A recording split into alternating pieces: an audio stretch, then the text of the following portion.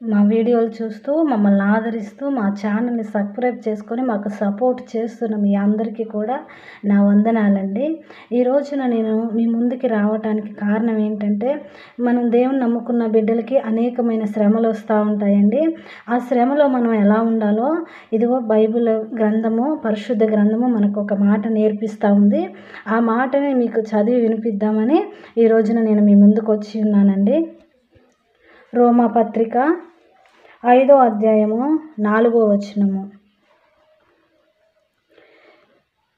శ్రమ ఓర్పును, ఓర్పు పరీక్షను, పరీక్ష నిరీక్షణను కలుగుజేయునని ఎరిగి శ్రమల యందును అతిశయపడుదము. ఎందుకనగా ఈ నిరీక్షణ మనలను సిగ్గుపరచదు. నీకు శ్రమ వచ్చిందని ఈరోజు నువ్వు కృంగిపోకండి. ఎందుకంటే దేవుని చిత్తం లేకుండా ఏది కూడా మనకి రాదండి. దేవుని చిత్త ప్రకారంగానే మనకి సమస్తమును జరుగుతూ ఉంటుంది. శ్రమ వచ్చింది కదా అనేసి మన విశ్వాసాన్ని కోల్పోకుండా విశ్వాసంలో ఇంకా బలపడుతూ దేవుని యందు నిరీక్షణ ఉంచి ప్రార్థన యందు పట్టుదల కలిగి దేవునితో విశ్వాసంతో కొనసాగిపోతూ ఉండాలండి. సిలువ అంటేనే మనకి శ్రమ అండి. శ్రమ లేకుండా మనం దేవుని యొద్దకి చేరలేము. శ్రమ యందు మనం ఓర్పు కలిగి మనము నిరీక్షణతో ముందుకి వెళ్తూ ఉందాము. యోబు గ్రంథము 2వ అధ్యాయము 9వ వచనం కూడా చూద్దామండి ఒకసారి.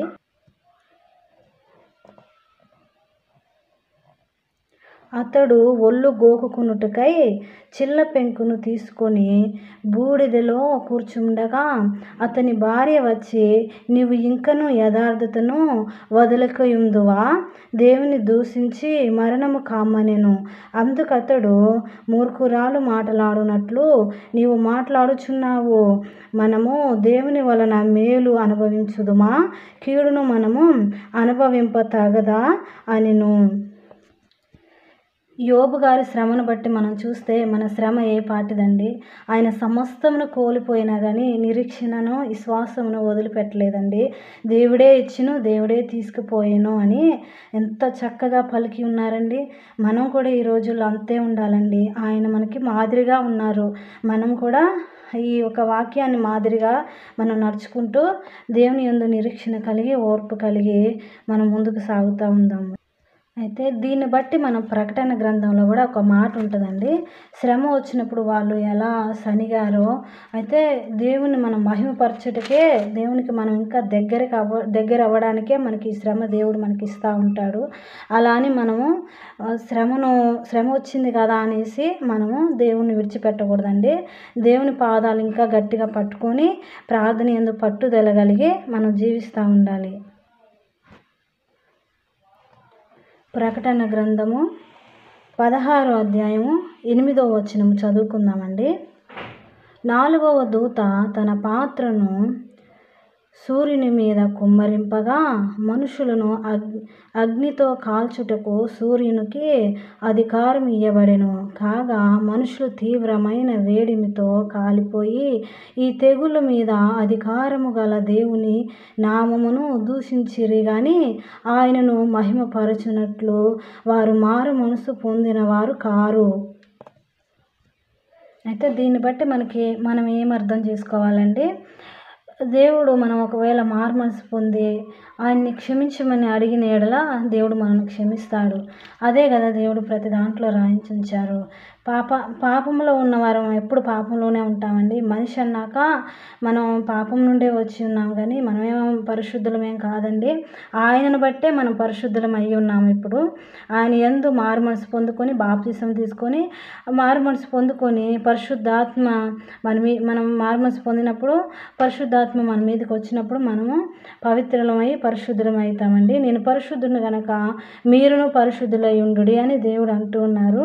అందుకని మనం పరిశుద్ధులం అని పిలువబడతామండి.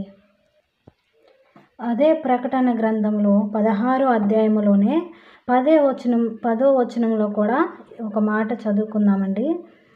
ఐదవ దూత తన పాత్రను ఆ క్రూర మృగము యొక్క సింహాసనము మీద కుమ్మరింపగా దాని రాజ్యము చీకటి కమ్మెను. మనుషులు తమకు కలిగిన వేదనను బట్టి తమ నాలుకలు కరుచుకొనుచుండిరి. తమకు కలిగిన వేదనలను బట్టి పుండ్లను బట్టి పరలోకమందున్న దేవుణ్ణి దూషించిరి గాని తమ క్రియలను మాని మారు మనసు పొందినవారు కారు. మన క్రియలను బట్టి కూడా మనకి శ్రమలు కలుగుతూ ఉంటాయండి. మనం మంచి క్రియలు చేస్తే మంచి జరుగుతుంది. అయినా కూడా మామూలుగా మనకు శ్రమలు వస్తూనే ఉంటాయి. సిలువ అంటేనే శ్రమ కనుక శ్రమలు వస్తాయి. కానీ దేవుని మాట వినకుండా చెడ్డ క్రియలు చేయుచున్న వారికి కూడా దేవుడు ఈ రూపాన వాళ్ళకి సమాధానం చెప్తూ ఉంటారు. వాళ్ళు అర్థం చేసుకొని ఆ శ్రమను బట్టి మారు మనసు పొందుకొని దేవుని తట్టు తిరగాలని ఆయన ఇక్కడ చెప్తా ఉన్నారండి. చివరిగా మీకు ఒక మాట చెప్పాలండి. నేను ఇప్పుడు దాకా చదివాను కదా, ఈ వాక్య జ్ఞానం అయితే నాకు లేదండి. ఎందుకంటే నేను పెద్దగా ఏం చదువుకోలేదు. వచ్చి రాని చదువుతూ ఇదిగో నేను దేవుడిని అడిగి ప్రార్థన చేసుకొని ఈ వీడియో చేస్తూ ఉన్నాను. దేవుడిచ్చిన జ్ఞానంతోనే నేను ఈ మాటలన్నీ చెప్పి ఉన్నానండి. ఇందులో ఏదైనా తప్పుపోయి ఉంటే నన్ను క్షమించండి. దయచేసి ఎవరు కూడా అపార్థం చేసుకోకండి. నాకు వచ్చినట్టు నేను చదివి ఉన్నాను. దేవునికి స్తోత్రం అండి. ఈ వీడియో మీరు పూర్తిగా చూసి ఏమైనా తప్పులు పోయి ఉంటే కామెంట్లో రాయండి. మేము సరి చేసుకోవడానికి చూస్తూ ఉంటాను. నాకైతే చదువు పెద్దగా రాదండి. దేవుడిని అడిగి నేను ప్రార్థనలో ఉంటూ ఈ యొక్క వీడియోస్ చేస్తూ ఉన్నాను. బైబిల్ ఇప్పుడిప్పుడే చదువుతూ ఉన్నానండి. ఇంతకుముందు బైబిల్ చదివేదాన్ని కూడా కాదు.